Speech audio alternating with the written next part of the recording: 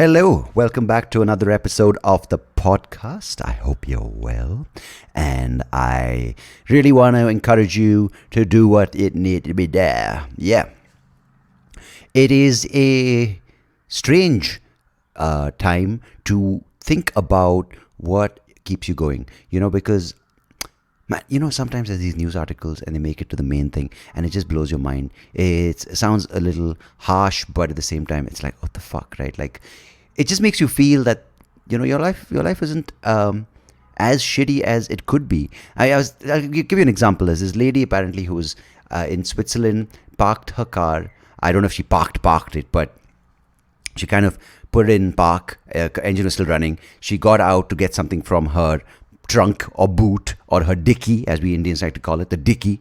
And and the thing is, she apparently did something wrong because the car rolled back and it ran over her.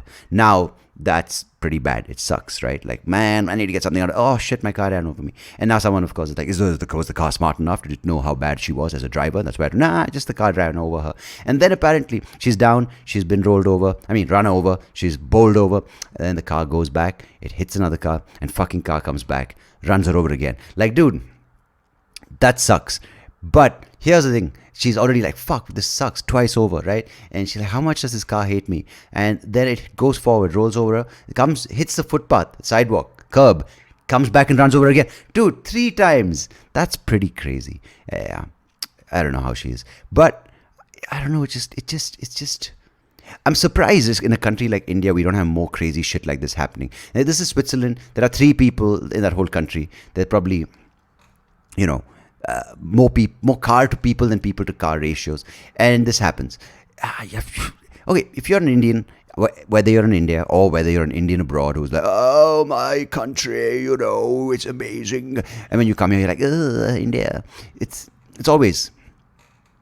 But we have the most crazy situations when it comes to people, machine, people, inanimate object encounters that are just happening, right? Like, for instance, I remember once I was walking with my mom, and a pretty dangerous thing to do in India, by the way. And I think we were on some street. It wasn't even a big street. It was like a residential street. And my mom was, of course, keeping an eye, but at the same time, you can't keep an eye glued to threats. So she just looked away for something, and I continued walking maybe 3 steps ahead, and suddenly she turned, she's like, stop! And apparently there was one of these construction trucks, lorries, reversing with those construction bars, those rebarb, whatever, not rebarb, those rods which stick through the foundation, and it was just reversing happily.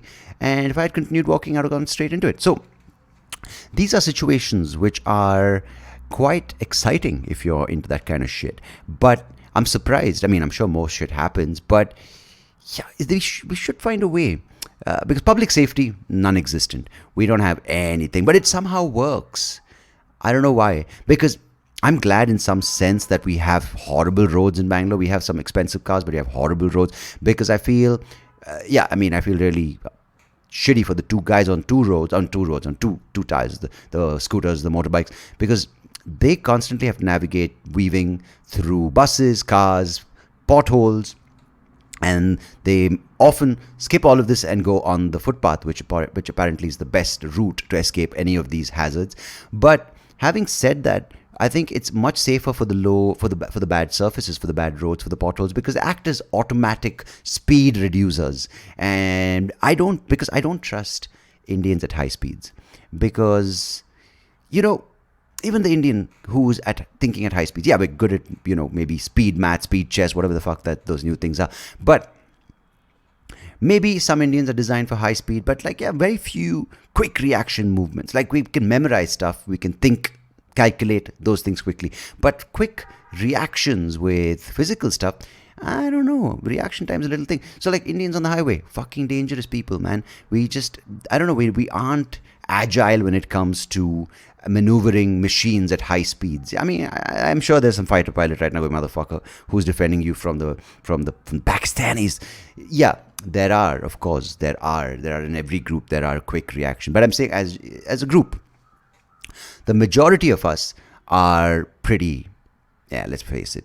You have the odd Indian who's like martial art experts, but yeah, there are a lot of Indians who are just like, I don't know I'm sure we could do it, but we'd rather not, we'd rather delegate it. So I don't know what the point about this entire thing is, but there are a lot of sluggish Indians, and doesn't make for good encounters with machines. And I'm surprised because I'm surprised whatever we do have in India, we still do have, because it's such shitty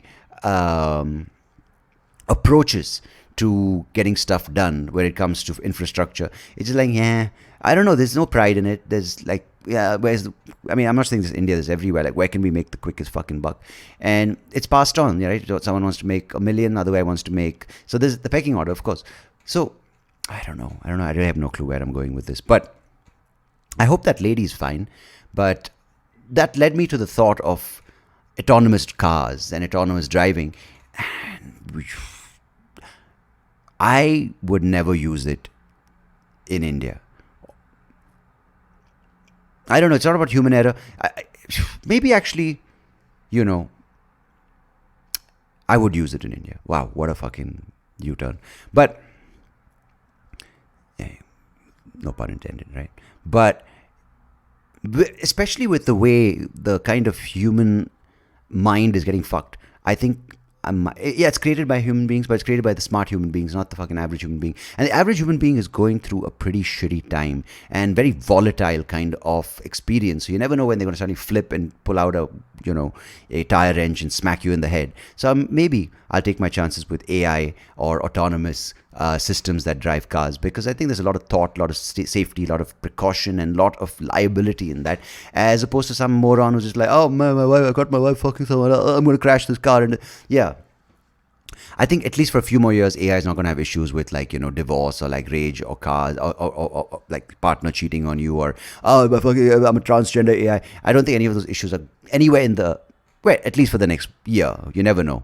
The way it's going, you might be like, fucking AI, this fucking lesbian AI. Yeah, fucking LGBTQ AI. Is that an extension to LGBTQ? Because it's already LGBTQ plus it's already there, but maybe LGBTQ AI plus to the power of AI. Who knows? Yeah, but I think I take my word back on the fact that I wouldn't trust it. I would trust it more than the present average human being, especially the present average human Indian driver who, not very confident instilling in his or her skills. But at the same time, we get by because of maybe low speeds, bad roads, and good cars. That's a combination. Bunch of nut jobs everywhere in the world, but I live here, and that's pretty much been my experience. And having said that, even someone like me, when I was 18, who couldn't see, from the age of 9, who lost entire central vision with a little bit of peripheral vision, managed to fit in and drive.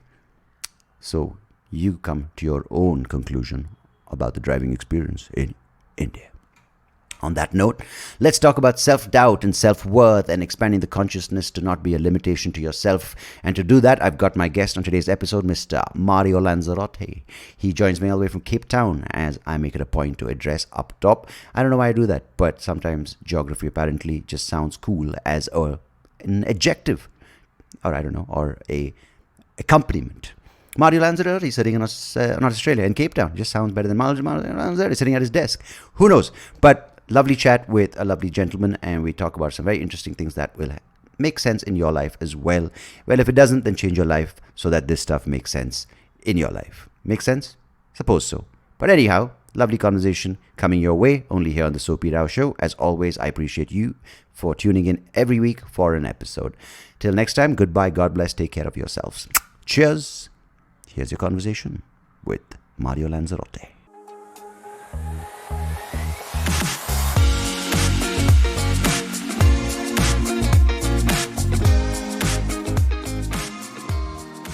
Mr. Mario Lanzarotti, I hope I got that right. How are you, sir? Thank you, Sandeep. I am alive, abundant, and free. Fantastic. Living right now in Cape Town. I really like the idea of how you live life, which is traveling around the world and doing what you do, which we'll, of course, talk about. But let me start with asking you something which has been playing on my mind on a personal front, because it's a personal kind of journey I've embarked on for the past 2 years. So what would you say is the difference between self-worth and self-doubt? Interesting question. I've never been asked that before, so I appreciate that. The difference between self-worth Hmm. and self-doubt. Yeah. Both are an expression of the self, right? Of Hmm. the who you believe you are, your sense of identity. Now, Hmm. your self-worth is how much value you are adding to who you believe you are, the kind of in value that you carry inherently as a human being. Now, I would say this is different from if we bring in the spiritual context Mm. of you being a spiritual being, having a human experience. Some people like to call it that way. And I think self-worth is often when you look in the mirror, what do you see? Mm. How much value do you attribute to what you see in the mirror? Whether that is, and a lot of people base it off their achievements. Mm. Now, self-doubt is a mental conversation, right? Mm. And in which your mind is trying to come up with a solution to a perceived problem. Hmm. And it's very important that people understand that it's a conversation. It's not something that is real, right? Mm. It's really a conversation. And I guess we can then bring it back to self-worth, because self-worth is also a conversation, right? It's like, okay, I'm a worthy human being because I'm doing well in my job, I am doing well in my relationship, I'm doing well in my health. So it's a mental construct that people come up with based on the conditioning that they have received from society. The reason I ask you is because a lot of times when you have made peace with the idea of self-worth, right? Because you mentioned the external validation or the achievements or the outcome-based system that we use to reward our self-worth. The more we achieve, the more successful we are. We say we're worthy individuals, we're worthy of Right. recognition. Right. But when you change that narrative to a more internal reward system, when you do things not because it's being recognized or being appreciated as valuable, but it's because it's something that makes you and your human experience more fulfilling.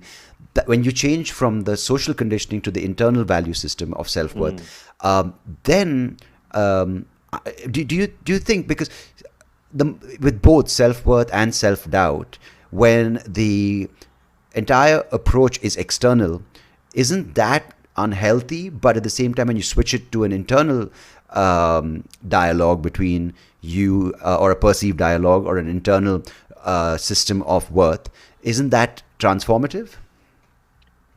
That's a great point. Now, I would say that anything that is derived from external means is unsustainable and unhealthy. It may give you a temporary advantage or a temporary perceived advantage, and it is very accepted by society. Now, when we switch to an internal dialogue, I think we need to be very conscious of it, because oftentimes, for most people, the internal dialogue is directly influenced by the external dialogue. Right? What do people think about me becomes what I think about myself for a lot of people. And the conditioning that we receive when we grow up as children on our way to becoming adults is really that becomes often that internalized voice. I Yeah. find that there is a difference between external and internal in the sense of when we connect with our sense of being. When we, someone said this to me, that God begins where language ends. God Nice. begins where language ends, because we have so many concepts of what is good, what is bad, what is right, what is wrong, what we should do, what we shouldn't do. When we really drop into our sense of being, when we connect with our breath, when we connect with our feelings, and we allow the mind to sort of quiet, to sort of calm down, then we find that really true essence within. And that just shuts down the self-doubt conversation, even the self-worth conversation, where you need to find the reasons as to why you are worthy. You will no longer require that. That's fantastic. There's another thing I heard, which I think is this person called Larry Rosenberg. He's written a book called Breath. And in that, there's another line which sounds is a lot, resonates with what you just said. Basically, it says, let go, let God. You know, I found that Yes. quite a powerful thing, because, it's something which I've been reflecting on, and it is quite a fascinating journey of reflection, for lack of a better word. Because when you are in this space and you tell yourself, okay, whether it's what you're doing or even just being, the word being is a word, but at the same time, when you actually feel it, as you just said, it's so much more different, because it's the experience as opposed to these labels we put to existing, right? Whether we're living a good life, a healthy life, a moral life, etc., etc. But when it comes to these environments we immerse ourselves with, where the majority of us are conditioned to a certain way of life, to a certain way of dealing with reward and failure, etc., these things which you just mentioned are so important to kind of live through, because when you just say it as a thing that, oh yeah, you know what, self-worth, self-doubt, yeah, go ahead, do it, like, it can easily get trapped by the same narrative and the same conditioning. But when you're aware of what it actually does to you, it is, I think that's when the next step comes, because otherwise it's so easy to even look at self-doubt and self-worth in the same outcome-based system where, you know, you don't do things because you appreciate the journey of enjoying it or learning from it or experiencing it, but you automatically apply, why am I not getting the outcome, or I'm a failure because it's not a successful product. And how do you tell yourself, because it's almost like a 1 step forward, 10 steps back, because everyone around you is being recognized for the amount of money they make, or the position that they have been graduated to, or the promotion that they've been given, but you are constantly telling yourself, no, its reward is in the form of gratification, it's about this experience as a human. It's so difficult, isn't it? How do you keep yourself kind of on that path? That's a great question. And so I think there's a few aspects to this. First, I think it requires a very deep awareness of yourself, an explorative process of, first of all, of recognizing, why do you do what you do? And there's a model that I use in my coaching, and it's a very simple model, that when you look at children come into the world whole and complete. They don't have a sense that something is missing about them. And that's because the egoic mind until the age of 6 or 7 is not fully developed. So they're very pure. You look at children, you know, they will just confidently walk out. They will just courageously do anything. They have no problem dancing butt naked on the table in front of strangers. And everyone will clap and they're like, yay! You know, then you watch them as they become older. At some point, you know, they receive the conditioning that often is a well-meant conditioning from their parents. Like, be careful, don't do that, you know, don't do stupid things. And they do that from their own experience, thinking that's going to help the child. And oftentimes it does the opposite. So when you are a child, when you're young, at some point there is a mental break from wholeness. There's a perceived loss of power, usually in an event in which you have experienced a sense of failure. And I can share what it was for me. I remember still when I was in 2nd grade in school in Germany, I was playing ball outside with the kids. And then all of a sudden, one of the girls stopped the game, picked up the ball, looked at me in front of the whole schoolyard and said, "Mario, you cannot do that. That's against the rules." And in that moment, I felt so deeply ashamed and so pointed out that it was traumatic for me. It was a tiny thing that you might just skip over, but it locked itself into my DNA. And that moment, I made a decision. And you see, when we have a perceived sense of failure at that young age, the mind wants to escape that, wants to cope with that pain. So it makes a decision. Here's what I'm going to do to make sure this will never happen again. And in that moment, what was born for me was the sense of, I'm going to prove you wrong. I will show you how good I am. So instead, in fact, I went to the girl, picked the ball, took the ball back and said, "This is my ball. I make the rules. I will show you." And so from that day onwards, this idea of I needed to prove myself because I'm not worthy was born. And so if I look at my life from that point onwards, I had to be the best at everything. I had to be the best looking, the fastest, the smartest, the most best dressed, whatever, you name it. And what that created in my life was a lot of success in the eyes of society. Right? By the means of society, I was always looked at, "Oh, wow, you got the life." However, internally, what it did, it created a huge amount of disconnection because I couldn't relate anymore, because I was always trying to get to the top, and I was always denying myself until I got to the top. So it is this that happens, that you have to understand why you do what you do. The reason I was striving for success for most of my life is because I was trying to come back to wholeness, to completeness, to that sense that I had as a child. And I thought that achieving success will bring me to that. So I was caught in this hamster wheel, right?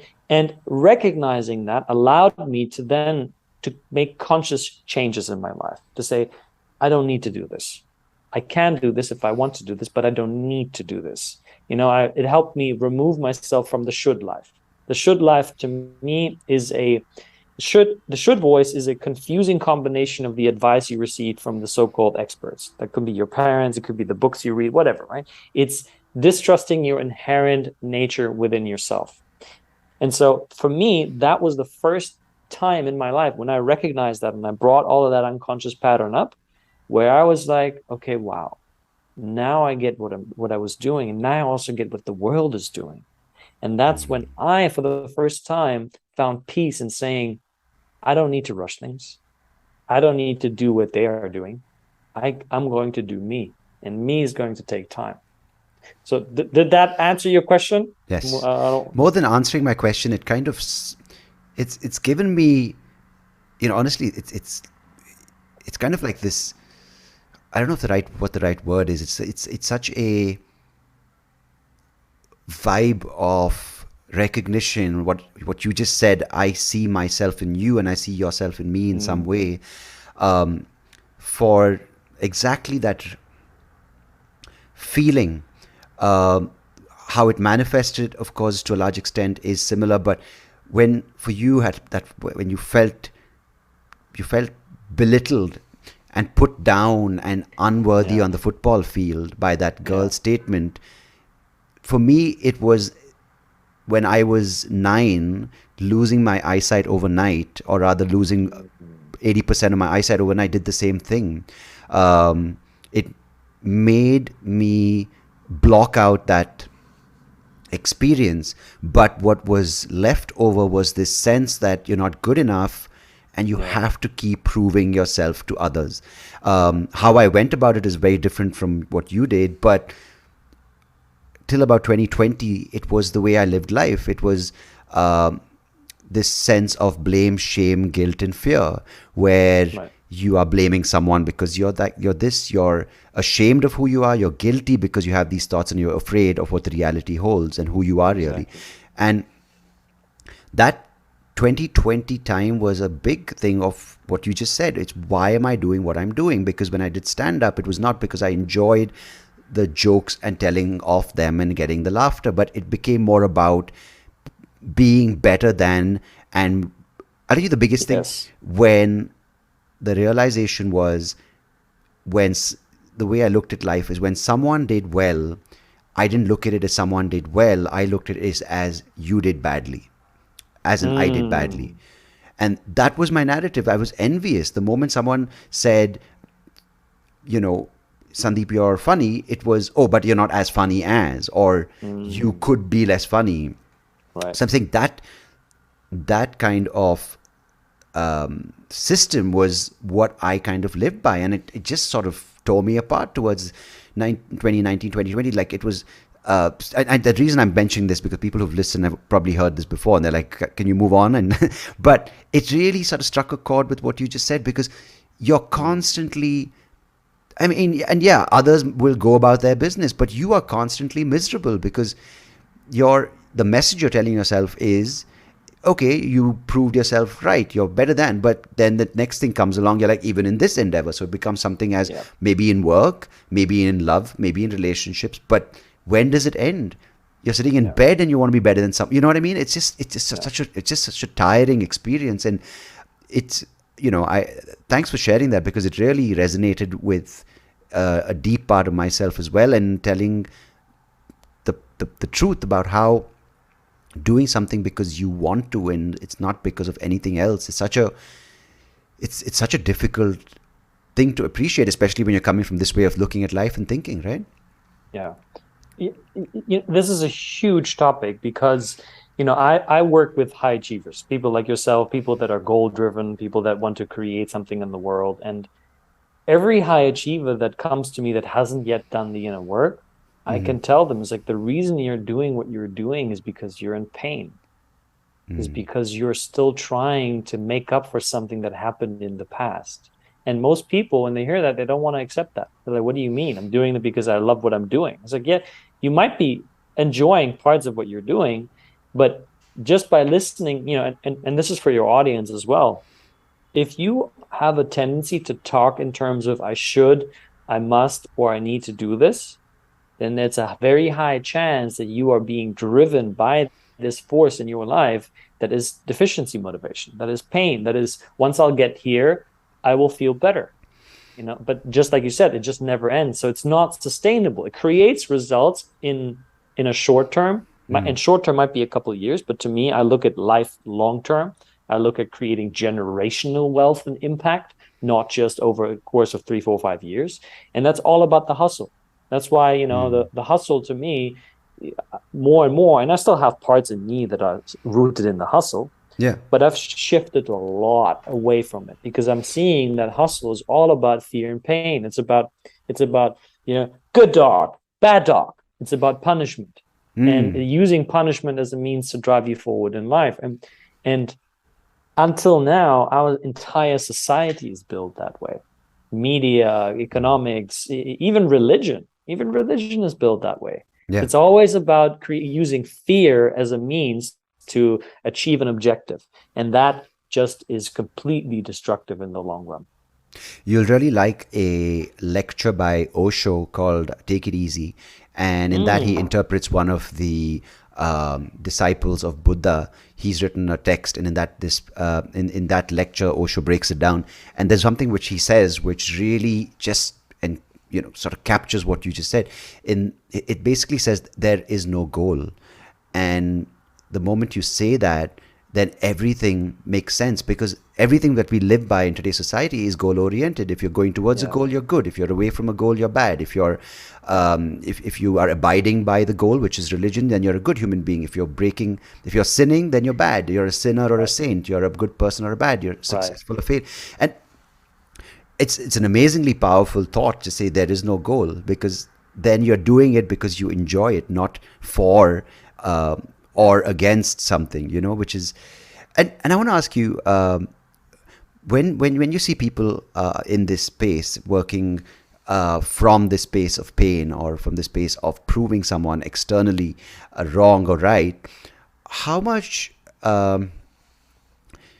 many people, because in my experience, I noticed a lot of coping mechanisms, right? Whether it's alcohol or whether it's other kinds of things, whether it's, some people use exercise, some people use social media, some people use everything can be a coping mechanism if you're not aware of it. But how much of it, how much of the people you see are doing things because we hear the word pursuing your passion, we hear these things easily being thrown around now, but how much in reality is coming from a place of thorough appreciation for what they're doing and the experience, as opposed to using these things as coping mechanisms? Yeah, great question. And I'm yet to meet a person that doesn't do that, and I've done over a decade of inner work, and there's still parts of me that I catch sometimes where I'm like, okay, this is definitely a coping mechanism, right? I'm running away from something here. And I've learned also to accept that, to not make that wrong, because that just creates more resistance, that creates more internal battle with yourself, and it just makes the whole thing more difficult. But I would say everyone to a degree does it. And it's what's really sad in a way is that it's so normalized. If you look at alcohol and porn, it's alcohol in most countries in the world is normalized to the degree that even children have access to it. And say, oh, that's okay, let's have a beer, let's have a glass of wine, and like in Germany, the age for drinking is 16.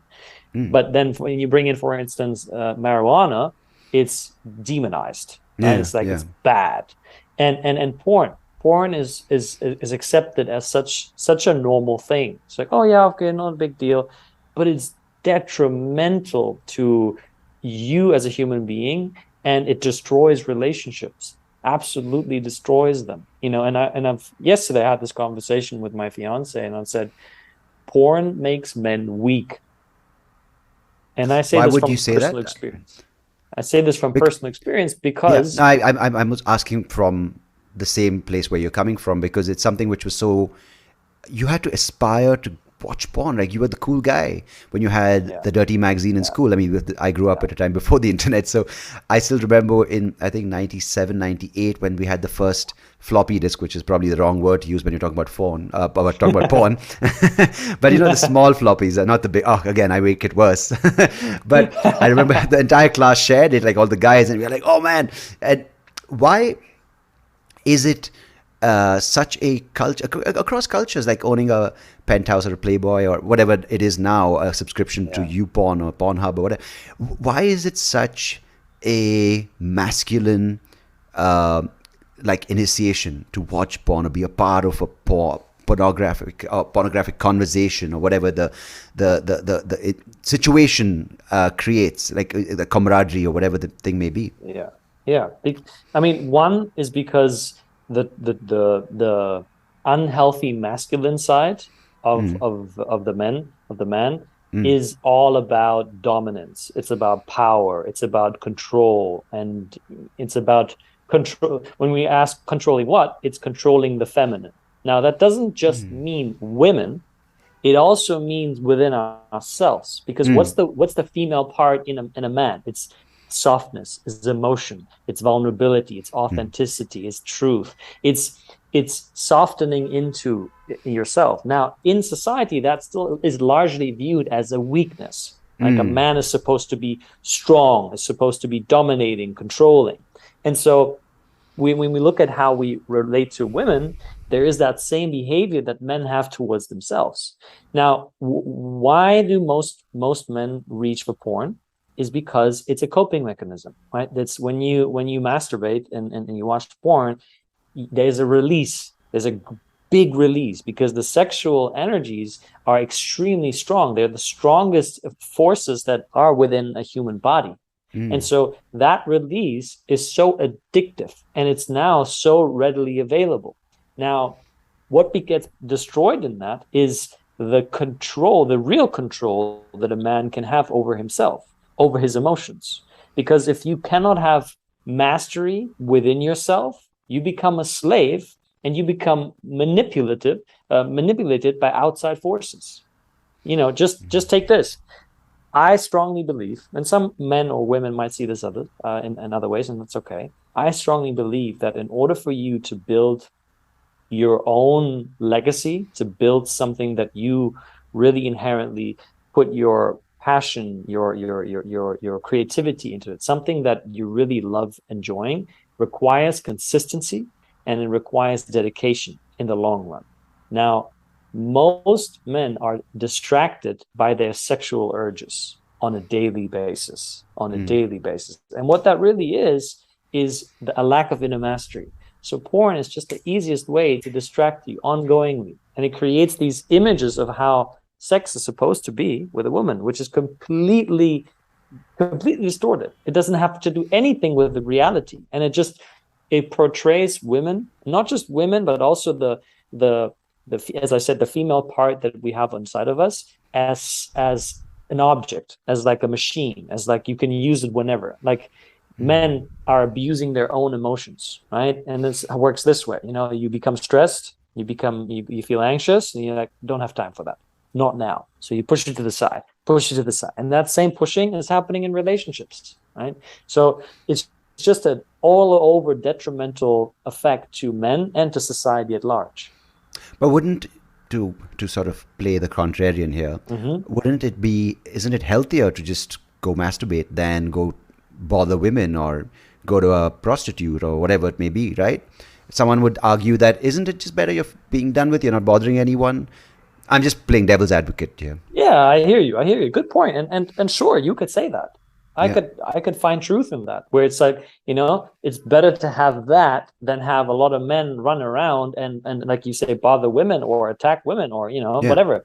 They go down even darker paths. Sure thing. However, I believe that we as a society, we need to hold ourselves to high moral and ethical standards. It's like this conversation of, oh, but it's better than that, I think it's a very weak conversation, and it's a conversation that just creates a lot of mediocre ways of living life. And I find it's disrespectful to our human nature, because we as human beings are inherently powerful. We're limitless in what we can experience, can do, can achieve, can create. Yet so many people in the world are operating on a fraction of that potential because they're so distracted from their true essence. So you're saying it's okay for a human being to express their sexual energy through masturbation if they can't get the intimacy of sex, but not to pornography, is what you're saying? Yeah, I mean, look, everything is okay.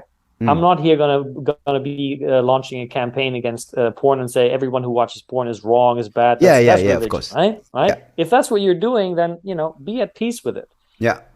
However, recognize what this is doing to you. This is not me preaching from, everybody should stop watching. It's like, do your thing. I'm all about freedom. That's why my title is called The Freedom Architect. And if that's what you choose, and at the same time, I'm challenging you. Whoever you are listening to this, is like, take a look. Why do you do it? What is it? What is it that this is giving you that you cannot get? And people will say, oh, I don't have a partner, I don't have the sex, or I have partner and the sex with my partner is boring, whatever. And I'd say that's exactly it. There's even the sex gives you something, gives you a feeling, gives you a positive emotion, and you don't have the mastery to find it within yourself to connect to that emotion, which is always present all the time within you.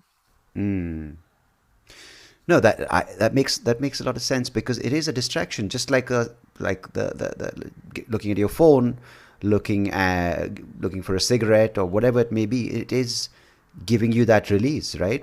Yeah.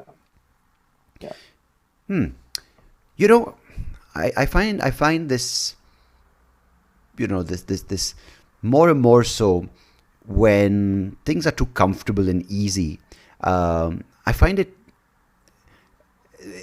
ties in with what you just said about living to a very fraction of our potential, fraction of the percentage to our potential, because of all these distractions we've sort of introduced into our lives, in the guise of advancement and progress, whether it's technology, whether it's the way we kind of look at our houses, the luxury that we've introduced with the conveniences and all these things. It seems like the life that is too good and too easy is in fact bad for us, is in fact not bad in the, again, it's the word bad which we've kind of been but is not conducive for our human experience being fulfilled. Is that true, would you say? Yeah. So here's the thing. I would say everything in life serves a purpose. Everything. And for me, what I ask myself now, where I'm at, is what serves me in elevating towards a higher level of consciousness, towards a higher level of an expression of myself. And so you, in the beginning, you were started with, when things are too easy, when they're too comfortable. And I agree partially to, and then we brought in the whole notion of the language, the construct of language. And at the point where I'm at in my life right now, I make things easy. I focus on making them easy. I focus on making them effortless. And the reason I do this now, for me, this works for me, is because I've made my life very hard and challenging before. I was looking for the next challenge, the next mountain to climb, and I find that the solution to an expression, the highest expression of yourself, is really to be that which you are looking for. Now, I'll give you an example. Most entrepreneurs, when I ask them that question, they think of money. right? Okay, I want to be a multimillionaire, whatever currency you're at. I want to make a lot of money, and I want to help a lot of people. Now, that is based on results, right? And those results will give you something. They will help you feel something. What is that? Like, I ask people this question because a lot of entrepreneurs, when they come to me, they want more freedom. Right? That's really why. And I said to them, okay, what is freedom? And then they start coming up with like, when I can do this and I can do that, and I can do this. And it's like, great. So now tell me, what is freedom without using words? And they're like, what? And then there's a whole lot of confusion. So show me what is freedom without using words. So then at some point they start getting it and they start embodying that freedom. What does it look like? For most people, this is what it looks like. Breathing, finally saying, it's arrived. Or for some people, it's like, yes, it's that. And I say, see, this is the person you want to be. You're just waiting for the money or the impact to give you permission to do that. But you see, when you do this, when you do the being part, you are already embodying that which you actually wanted all the time. Now, for some of you, the hard part will be doing this when you're with other people, because you think, I'm weird, this is silly. People will, my parents will say, why are you so relaxed? You're barely making any money. How can you be so peaceful? I had this conversation with someone close to me, and I remember he was getting really upset about the economy and how things were, and it's just angry. It's like, we got to do something, and I'm just sitting there, I'm like, okay, I'm smiling, very calm. And he just looks at me, he's like, you're such a pacifist. Like, nothing really bothers you, really, does it? And I'm like, barely anymore, not a lot of things. And it's like, yeah, but why? You just got to be angry about these things. So why would I be angry? Anger doesn't change anything. Anger just makes me bitter, and it just makes me incapable of being powerful. And so that's the whole thing. You see, for a lot of people, when they come into circles, they are afraid of being really happy or being really at peace. So they dim their own light. But really, and that's where the challenges then are. But really, if you want to elevate higher, it's about being that which you think you will get from once you achieve the thing. And that will elevate your life in ways that you cannot even comprehend. That is quite remarkable, because the place where that question came from, that thought came from, is my wife and I had this conversation the other day. So we live in 2022 India, which is kind of just exploding, right? With investments and with markets which were previously untapped and were a consumer's gold mine, right? For people who are looking and things. So the conversation in India is a lot about money. It's a lot about millionaires, billionaires, unicorns, startups, and especially where I live, Bangalore is a huge hub for tech and tech startups and fintech and all these things that you hear when it comes to money, right? And as a comedian and also as a podcaster, and my wife runs a sustainable e-commerce platform, we were just talking because, like, see, Europe is a country rich in its own regional language and culture, right? Unlike, say, the US, where everyone predominantly speaks one language. Here you've got a lot of regional sort of cultural kind of highlights, and people hold on to that. And English does unite it to some extent. But in India, that's again the case. We have multiple states, multiple languages, and English is, of course, been around for many years. But now there is this sort of resurgence, or rather this kind of holding on to my regional pride and language. I'm just giving you a little bit of context, sorry.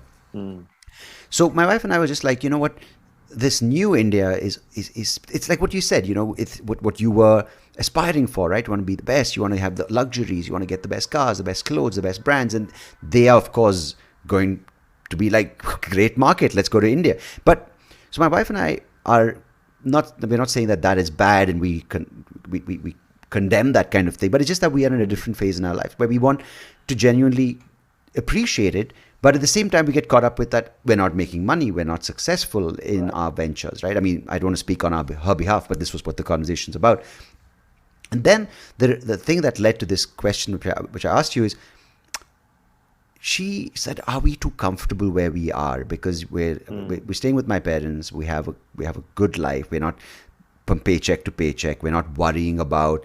I mean, everything's really good. Like we can go on holiday when we want. We have we each have our own car. Our child has everything. Our baby, she's only 4 months, but she's taken care of. So I'm like, do we need to get out of this comfort zone to reach our true potential? So our individual forms of expression, which we've chosen in our life, in her case, her business, in my case, my podcast or stand-up, whatever it may be, finds its true ultimate expression. Because is this kind of nipping us in the bud because we're so comfortable? That's where I came from. Yeah. Great point. And what I would say to that is, first and foremost, is be real with yourself. It's like, why do you want that? Right? Yeah. Do you want to? Is it coming from a genuine place of inspiration where you're like, I feel there's so much more inside of me that I want to connect with, that I want to unleash, that I want to see what's there? And if that's there, if that's a genuine yes, that you want to do that, then absolutely go for it. Yeah. And then will it be uncomfortable? Most likely, yes, because your mind is going to come in and tell you all kinds of stories based on the conservation of your current level of identity. Sundry 2.0 is going to say, bro, Sundry 3.0, no, way too dangerous up here. You don't know what's going to happen. You don't know what that's going to look like. So Sundry 2.0 is going to say that. Yeah. And then it's your job to bring in a loving awareness that allows you to transcend that. So it's not this beating yourself into a pulp. So come on, bitch, just work hard, play hard, just go for it, Yeah. But if the answer to your question is, you know what, actually, no, I think this is coming from me reading those books where everyone is telling you got to push yourself, you got to go for it. And, but if I'm really honest, I'm very happy where I am. Then stay there, then that's where the whole notion of self-development comes in. And I find that self-development is often ego development. And it doesn't really serve your own freedom, your own peace of mind, your own fulfillment. Absolutely. I think what you just said is something that really struck me as the reality of the way I'm thinking. Because the external is seeming not to work, right? Because I'm not getting those wins that society hails as success or as a project well concluded or a thing on the right path. Like, people say you're on the right path, you're doing it great. It's one of those things, if the environment is not working for you, you get out of there and under the guise of, I need to find my true potential, right? And it's perfect. What you just said is like, why should you be hard on yourself if you are enjoying life? Because you're told that if something is good and you're enjoying it, then it's bad, that you aren't working hard enough, right? So you have to go to a 1-bedroom. Like if I'm doing well in Bangalore, well, that's not good enough because you need to be doing well in New York. You need to be doing well in LA. You need to be selling out arenas at Madison Square Garden. Like that is the constant thing, right? It's like, as you said, 2.0, 3.0. If an individual is doing well at, say, company A, they're like, no, but it's not, you're not doing well at Apple. You're not doing well at Google. You need to go to that. Right. And I love that line you said, it's ego development, not self-development, because that is such a true thing that happens. When your ego gets stronger, you are telling yourself that it is self-growth, but it's actually hurting yourself because you're making your way of looking at this experience more rigid and more fragile and much more kind of brittle, right? Yeah, totally. And, you brought up a good point. It's like, often what I see is this drive for more is coming from this initial sensation that we described as loss of power, where you develop this idea that you need to prove yourself. So your need to prove yourself is what is saying often, there's more of my potential. Let me go to Apple, let me go to Google, let me go this, right? And when I actually discovered this last year in November when I was in Peru, in the Amazon jungle for a week with shamans there. I was drinking ayahuasca, and I had been doing quite a lot of work in the plant medicine world before. And I realized that even in that, it was my ego that was driving it. That my ego was driving me to say, okay, I need to drink another ayahuasca in the mountains in Peru with the shamans, to make it even harder, to make it even more reach into the depth of your psyche, to bring out another thing that's right here, so that I can take that, go back to my communities and say, I have done this. I am the master. I think that the thing that you just said is called it's people have given it a thing. It's called spiritual materialism, where even in your spiritual seeking, you apply these material things. I've done 8 ayahuascas. How many have you done? Right? Exactly. And it was that for me. And, and I recognized on one of the days of the ceremony, I was lying, I was going through the dark night of the soul, as they call it. I was really struggling. And then all of a sudden, I had a moment where in my mind, there was just one thing: Jesus. Now, you need to know this about me to bring some context into this. I am not a religious person. Whenever people would mention religion to me, I'd be like, yeah. I've never studied Jesus in my life. I know a few facts here and there a little bit, but I've never actually read about it or gone into it. So this coming into my mind with such an intensity was profound for me. And instantly, I went from panicking and anxiety to absolute bliss and peace in a split second. And the message that I got was so clear that I cut the experience from 2 weeks in the jungle to 1 week in the jungle, and we went back home. The message was very simple. It was like, stop seeking, be the change, be that which you want to see. And to me, that's what I'm doing now. I'm being peace, I'm being love, and I'm removing all the notion that I need to become better. See, the personal development world will sell you this notion that will keep you trapped forever. You need to become the best version of yourself. See, this is bullshit. There is no best version of yourself. There's always who you are being right now, right here. And if you can make peace with that version, then you're already there. See, then you're accessing the highest consciousness. And that's an instant. You don't need to go to this path of living the perfect life, living the devout, perfect life, never sinning, never doing this, never doing that. No, it's really just being that. Because that leads you from one self-help book to another, or from one ashram to another, or from one meditation camp to another. It's the same thing of buying, oh, wait a second, you don't have the iPhone 14? What the fuck's wrong with you? Like, come on, you need the iPhone 14 Pro, bro. It's absolutely the same thing. And I want to ask you one thing, which is I find very interesting. Let's put it that way, because you said this best version of yourself. I agree with you. I think this is a constant thing to keep you down, saying, hey, come on, you meditate for 5 minutes. You know what? There's an app that shows you how to meditate for 1 hour. But you know what? The Buddha, he meditated for 40 years. It's this constant thing, which is unattainable, because you can never live the Buddha's experience, because that was his experience, or whatever the thing is. But this thing of being the change, or being what you are with all of it, right? Whether we call good or bad, but all of it, it's your experience, which is truly yours, right? How does this idea of doubt, because it's something you speak about in your talk, and I think it's a very powerful tool if it's applied, like anxiety. I think it's a great way to explore within yourself. Why is doubt such a,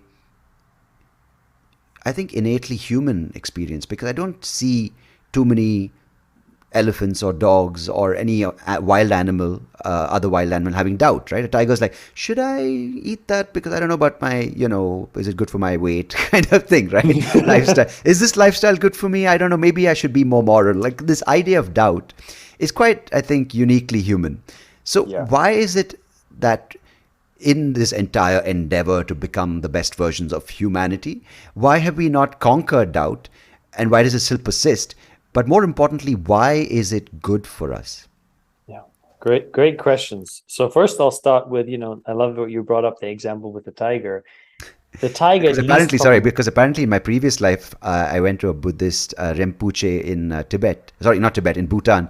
And he said in my previous life I was a tiger. So I've been really interested about tigers in case some relative of mine is out there. Well, yeah, I don't think that you would have that discussion with yourselves. Like, should I go for that Should I antelope? be your vegan? Yeah. No, I'm gonna fast for a week and then I'll go for it. Maybe, It's like yeah. animals, and that's why you see what you see in nature, for instance, with animals and trauma. So every living being can experience trauma. For instance, if you see in nature documentaries, when a tiger or a lion or whatever, a big cat attacks an animal, but they do not capture it, the animal then managed to escape. What often happens is because of that impact, that trauma that was created in the moment, the animal will go into shaking. It will shake it out of the body, will shake it out of the system. It will do that immediately. But human beings, we have not learned to do that. So what do? We store the trauma for the rest of our lives, right? Something happens when you're a childhood. You're on the girl takes away the ball. All of a sudden, what I experienced was deep shame and fear. And I don't go and shake it out, scream it out, breathe it out, release it. No, I hold it because I don't know what's happening. So, and that's because animals don't have this egoic conception of themselves. They are one with nature. We are also nature, but we've just forgotten that we're one with nature. And so that in itself, the egoic nature of our mind creates the doubt, because the ego is based in separation. I'm over here, this is over there. Okay, so what do I do to shorten the distance? And that often is perceived as the problem, as the challenge, as the mission, or whatever. And so the doubt comes in thinking as an expression of something is wrong. Like the ego always makes things wrong. So it's like the doubt is an expression of that in order to solve that. Now, what I often see in the personal development field is people then go into analyzing the doubt. They go into, okay, they come up with, certain affirmations. The doubt is coming, then they feel the anxiety. They're like, well, I'm good, I'm healthy, I'm good, I'm successful, and all of that stuff. What I've come to learn is that everything in life, in my perspective, in my experience, is divine. Everything. Because this divine thing, call it God, source, spirit, Allah, Buddha, Jesus, Krishna, I don't care, has created this world. And it creates from a place of love. And so for me, everything comes from that divine source, even the doubt. So what I've done is I've reframed the doubt for myself, and I say, okay, this is really just a reminder. It's just an invitation to say, okay, your self-love tank, your sense of you feeling safe within yourself is empty, is running low. So when the doubt comes, instead of trying to get rid of it or trying to fight it, is to embrace it, is to pretend that, oh, this is here to serve me. Oh, this is here to help me. This is here to aid me. So what I do in that moment is, first and foremost, I breathe. I get out of the mind. I don't try to come up with a mind solution. I get into the body and I go, and I give myself a sense of comfort, because I know there's a part of me that is scared. And so I don't go into, and this is the same thing how people act with children. When you often have a child that comes and says, daddy, daddy, daddy, I failed the test. And oftentimes what we do is like, don't worry about it. Don't worry. Do not worry. So we're denying the experience of the child. Next time it will be better. You can learn from this. So we're already putting this into the future instead of saying, hey, that's okay. How do you feel? Feel scared? That's okay to feel that way. I get why you're feeling that way. It's okay. And I love you either way. Those are the words of this divine source. Whatever happens to you, it's okay. I love you either way. It's perfect. And so I've used that to come up with a construct, a very practical way to get people back into their being, so that they don't have to try to fight with their doubt, try to overcome doubt. Because as long as you're living this human experience, fear and doubt will be a part of your life. That's it. I think it's such a beautiful thing to recognize that we have it. in us to release these traumas, but we don't because of how we'll be perceived. If you cry when you're upset or when someone hurts you, whether it's in some way, physically, emotionally, it's like, don't show it, because you know what? That's weakness. You're not a man. A man doesn't cry, and all those things. But I mean, it's physical. Like, you hold on to it. Like, you have all these diseases now in society. You have, I mean, I know personally I went to a person who kind of physically helped me release things that I didn't know I had, didn't know I was holding on to, like in the way I was standing, the way I was walking, the way my neck and my jaw was set. I mean, these are things which once it's gone, it's like, holy shit. I didn't know I had this. Yeah, it's crazy. But it's fantastic, Mario, like the way you're using what you've been through and what sort of set you on that path in your life to, I mean, it's not easy, you know, these things are a part of your experience here, and it's not, I mean, in some way it has completion or an end goal is not something which you might look at when you look at this journey, but the way you've kind of taken it and are helping people is truly fantastic. So thanks so much for doing this today and sharing what you did, because it isn't easy, and I know from experience how hard it is to talk about it without coming across as, you know what, I went through this, I've had it tougher than you, you know, and it's very difficult to do this without the ego kind of dictating the narrative. So really appreciate you sharing what you have and the work you do to help people. And if anyone listening right now is interested to reach out to you or to follow the work you do, how can they do that? Absolutely. Thank you, Sandeep, for first of all for having me on the show. I really enjoy this conversation. You know, you asked some very powerful and distinct questions, and that just shows that you have also done a lot of the inner work and that you are walking the talk. And I'd say whoever wants to connect, my invitation first and foremost is to look at the TEDx talk that I have on self-doubt on YouTube, which, you know, just type in my name, Mario Lanzarotti, and you will find it. And other than that, LinkedIn, Instagram, I'm quite active on these platforms. So I'm also on Twitter. Reach out to me, connect me. And if you do, let me know what part of this conversation stood out. You know, what is it that you loved about the conversation that Sundeep and myself had, and why? I would love to know. Yeah, when in doubt, there's Mario. When in doubt, reach out. When in doubt, reach out. And of course, I'll link your video, and great stuff. Really appreciate it. And keep up. I'd say keep up. That's another way, right? Keep up the good work. But I actually want to say keep looking within. I think that's something which I think it really gives each other strength, you know, when each of us kind of just mind our own mind as opposed to poking our minds into other minds. I like that. I like that. Fantastic. Thank you, Mario. Appreciate it, my friend. Thank you, Sandeep.